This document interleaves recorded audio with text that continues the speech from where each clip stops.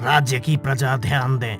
महाराज धर्मवीर का आदेश है कि जो व्यक्ति सत्य और ईमानदारी का पालन करेगा उसे सम्मानित किया जाएगा, और जो झूठ बोलेगा या धोखा देगा उसे दंड मिलेगा। जय हो महाराज धर्मवीर की। जय हो महाराज धर्मवीर की। जय हो महाराज धर्मवीर की। याद रहे, राज्य के नियमों का पालन करना हर नागरिक का कर्तव्य है। विशाल, तेरे पिता भी तेरे जैसे ही थे। ईमानदारी उनकी पहचान थी, लेकिन उनकी यही ईमानदारी उनकी बर्बादी का कारण बनी। मुझे डर है बेटा, कहीं तेरे साथ भी वही ना हो। माँ, दुनिया चाहे जो कहे, मैं अपने सिद्धांतों से नहीं हटूंगा। ईमानदारी ही मेरी ताकत है। ताकत की बात मत कर बेटा, ताकत पैसों में होती है, सच्चाई में नहीं। आज का जमाना बदल गया है। महाराज, मैं विशाल, आपके राज्य का एक साधारण नागरिक हूँ। मुझ पर अमीर सेठ रघुनाथ ने झूठा आरोप लगाया है। उन्होंने कहा है कि मैंने उनके पैसे चुराए हैं, लेकिन ये सच नहीं है। मैं चोरी जैसा काम कभी नहीं कर सकता। यदि तुम सच कह रहे हो तो इसका प्रमाण दो। महाराज, मेरे पास प्रमाण नहीं है। मेरी सच्चाई ही मेरा प्रमाण है। सच्चाई का प्रमाण? आजकल के जमाने में ईमानदारी का कोई मोल नहीं है। ये तो मात्र दिखावा है। विशाल, कल दरबार में सेठ रघुनाथ को भी बुलाया जाएगा। सच्चाई का फैसला वही होगा। तब तक तुम्हें कारागार में रखा जाएगा।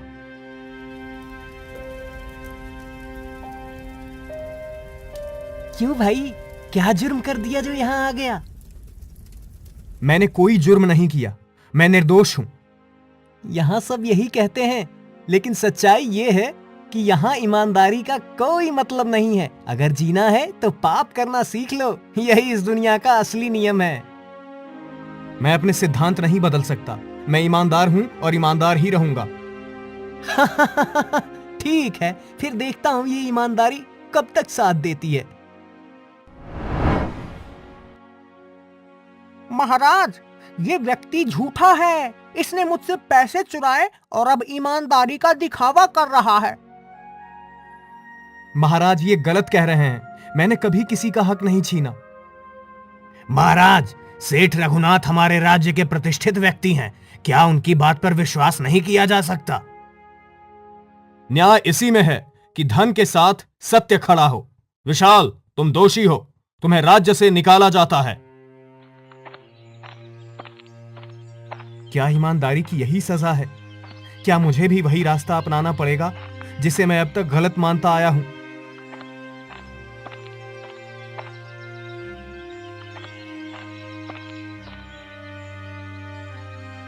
क्यों भाई, यूं ही बैठे बैठे दुनिया को कोस रहे हो या कुछ करने का इरादा है?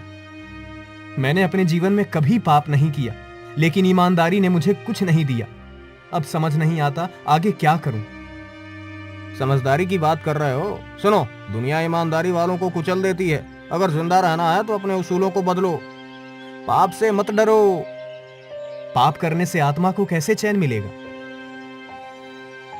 चैन आत्मा से नहीं, पेट भरने से मिलता है। आओ मेरे साथ, तुम्हें दिखाता हूं असली दुनिया कैसी होती है।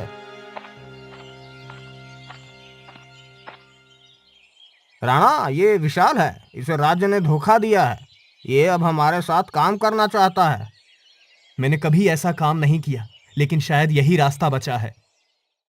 विशाल, यहाँ चुपचाप घुसो और उस सोने के बर्तन को उठाकर लाओ। कोई देखे तो डरना मत। मुझे डर नहीं लगता।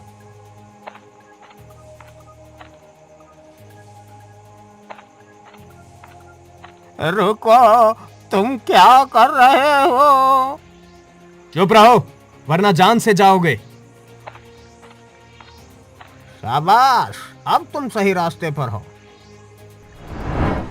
सेठ जी, अब समय आ गया है कि हम राजा को हटाकर राज्य पर अधिकार कर लें। इसलिए हमें ऐसे लोगों की जरूरत है जो पाप और हिंसा से न डरते हो। मैं उनसे संपर्क करूंगा। राजा धर्मवीर का अंत निश्चित है। हम राजमहल के खजाने को लूटेंगे। वहां की सुरक्षा तोड़ना मुश्किल है लेकिन असंभव नहीं। राजमहल, क्या ये सही है? वहां के सैनिक हमें नहीं छोड़ेंगे। डर गए क्या? अब तुम्हें पाप का खेल खेलना आना चाहिए। मैं तैयार हूं। अब मुझे कोई नहीं रोक सकता। अर्जुन, सुरक्षा कड़ी है, सैनिक हर ओर तैनात हैं। अब बताओ कैसे अंदर जाएंगे? दक्षिणी द्वार पर सिर्फ 2 सैनिक तैनात हैं, उन्हें धोखे से हटाएंगे। विशाल, ये काम तुम्हारा है। मैं सैनिकों को धोखा दूं? डर रहे हो या फिर अभी भी ईमानदारी का भूत सवार है? नहीं, मैं कर दूंगा। तुम कौन हो? यहाँ क्या कर रहे हो? भाई, मैं पास के गांव से आया हूं। मेरी बैल गुम हो गई है। सुना है वो महल के अंदर घुस गई है। कृपया मुझे जाने दें। यहाँ बैल कैसे आ सकती है? झूठ बोल रहे हो। शाबाश विशाल, अब चलो अंदर। खजाना महल के तहखाने में है, लेकिन वहां जाल बिछे हुए हैं। जाल? तो क्या पीछे हटना पड़ेगा? पीछे हटने की बात मत करो, बस मेरी बात सुनो। हमें सही रास्ता पकड़ना होगा। यहाँ सिर्फ सफेद ईंटों पर कदम रखना, बाकी ईंटें दबते ही जाल सक्रिय हो जाएगा। सब ध्यान से चलना। सावधान विशाल, एक भी गलती हुई तो सब खत्म। देखा, मैंने कहा था कि हम सफल होंगे।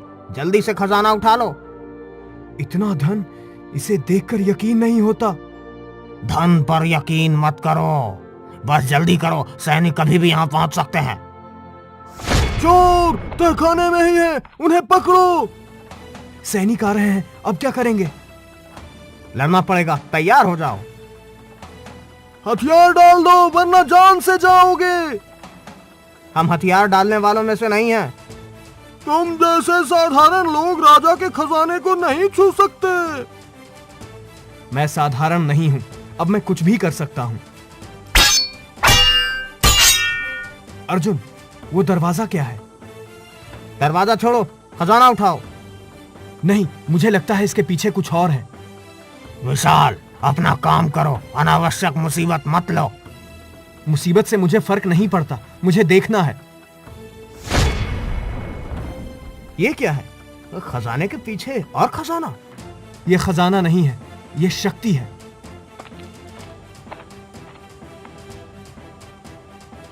विशाल, वहां क्या कर रहे हो?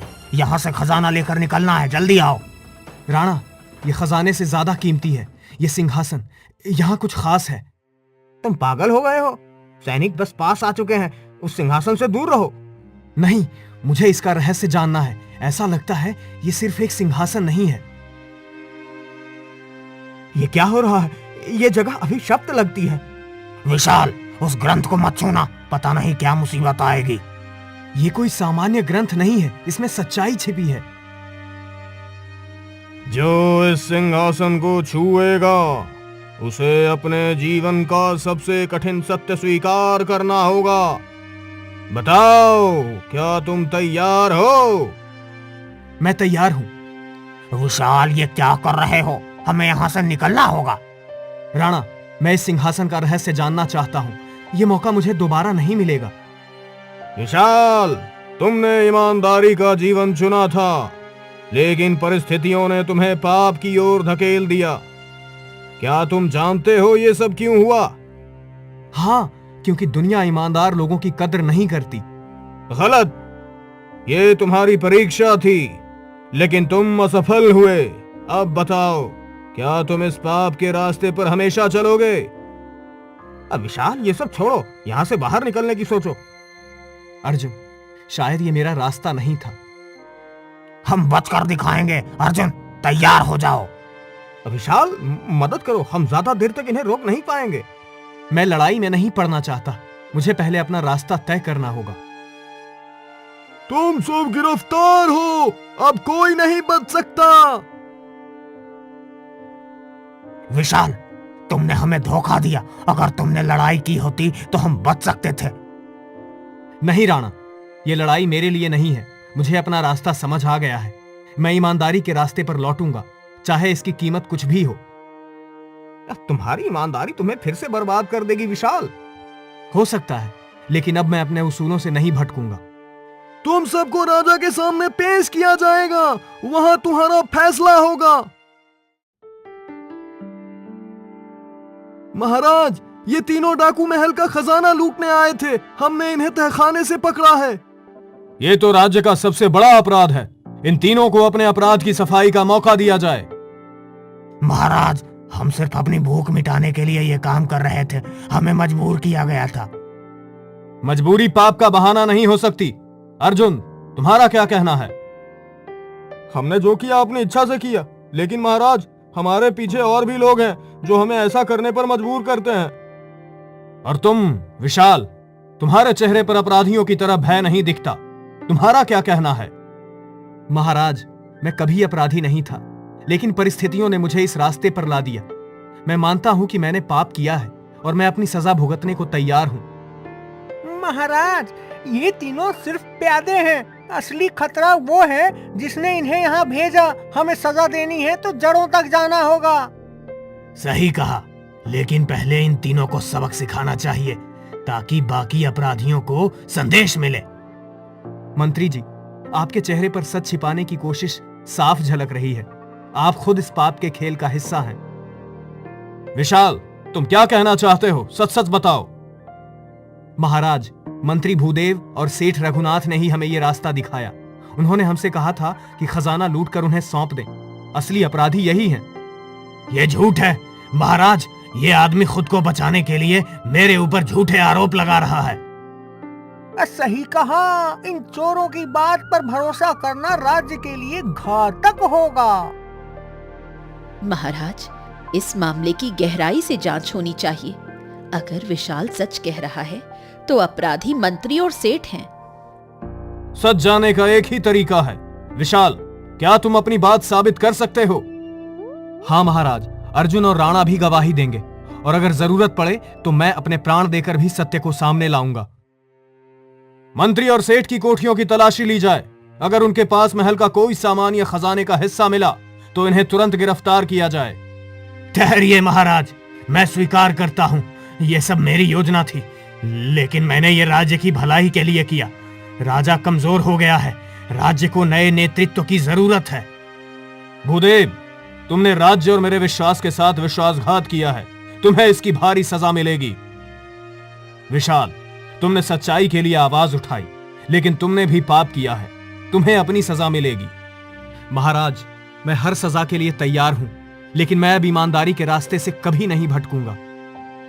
तुम्हारे जैसे लोगों की हमें राज्य में जरूरत है, लेकिन पहले तुम्हें अपने किए का प्रायश्चित करना होगा। महाराज, हमने पाप किया है, लेकिन विशाल ने हमें सच्चाई का रास्ता दिखाया। अगर मौका मिले तो हम भी सुधार करना चाहते हैं।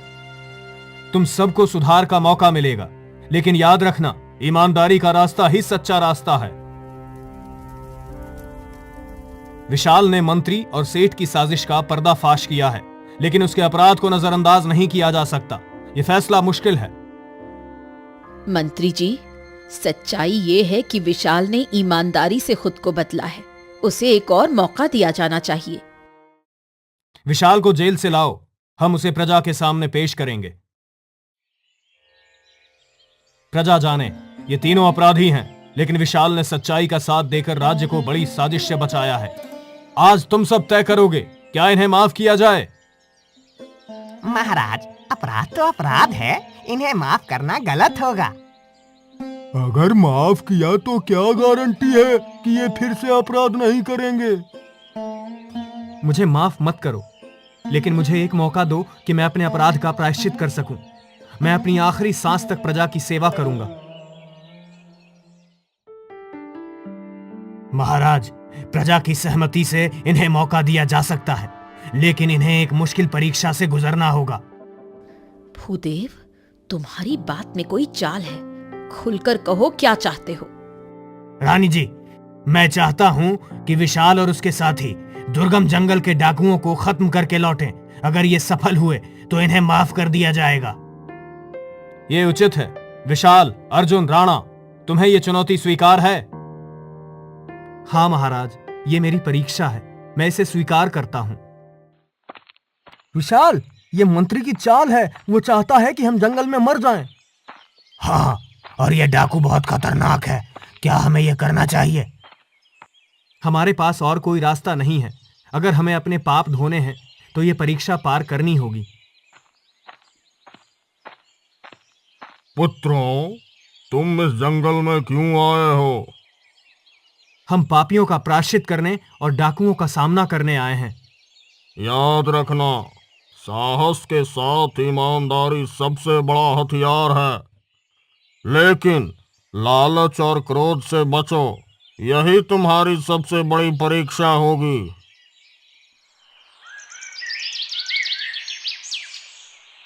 तो ये तीनों राजा के आदमी हैं। तुमने हमारी शांति भंग करने की हिम्मत कैसे की? हम तुम्हें मारने नहीं आए, हम चाहते हैं कि तुम अपना अपराध छोड़कर ईमानदारी की राह अपनाओ। ईमानदारी की बात करने वाले खुद अपराधी हैं, तुम हमें क्या सिखाओगे? हम जानते हैं हम गलत थे, लेकिन अब हम बदल चुके हैं, तुम भी बदल सकते हो। अगर तुम्हें मारना है तो मुझे मार दो, लेकिन सोचो, क्या तुम्हारे परिवार तुम्हारे अपराध का परिणाम भुगतने के लिए तैयार हैं? हमने यह अपराध गरीबी और अन्याय के कारण शुरू किया। क्या राजा हमारी मदद करेगा? अगर तुम वादा करो कि अपराध छोड़ दोगे तो मैं राजा से तुम्हारे लिए मदद मांगूंगा। हम राजा के सामने आत्मसमर्पण करेंगे, लेकिन हमें विश्वास है कि तुम अपना वादा निभाओगे। मैं अपनी जान देकर भी तुम्हारी मदद करूंगा, यह मेरा वचन है। विशाल, लगता है हमारी परीक्षा खत्म हो रही है। विशाल, अर्जुन, राणा, तुम लोग जंगल से लौट आए हो और साथ में डाकुओं को भी लाए हो। यह कैसा परिवर्तन है? महाराज, ये मेरी ईमानदारी और तपस्या का फल है। हमने डाकुओं को बदल दिया और वो अब अपराध छोड़ने का वचन देते हैं। महाराज, हम सब अब अपराध की राह छोड़ चुके हैं। हम अब राज्य की सेवा करेंगे। ये सब साजिश लगती है। महाराज, क्या आप इन्हें सच में माफ करेंगे? महाराज, हमें ये विश्वास करना होगा कि सच्चाई और ईमानदारी से ही बदलाव संभव है। विशाल ने अपने पापों का प्रायश्चित किया है। अगर विशाल और उसके साथी सचमुच बदल चुके हैं तो मैं उन्हें एक और मौका दूंगा। यह राज्य और प्रजा की भलाई के लिए होगा। महाराज, आपने मुझे एक और मौका दिया है, लेकिन मेरा संघर्ष खत्म नहीं हुआ। मेरी आखिरी परीक्षा यही है कि मैं प्रजा और राज्य के लिए एक सही रास्ता चुनूं। विशाल, अब हम पर विश्वास रखा गया है, हमें इसे तोड़ना नहीं होगा। हम सब मिलकर एक नए रास्ते की शुरुआत करेंगे। हम न केवल अपने पापों का प्रायश्चित करेंगे, बल्कि हम राज्य के लिए भी काम करेंगे। विशाल, तुमने जो किया वो साहसिक था, लेकिन तुम्हारी राह अब आसान नहीं होगी। अगर तुम सही साबित हुए तो तुम्हें माफी मिल सकती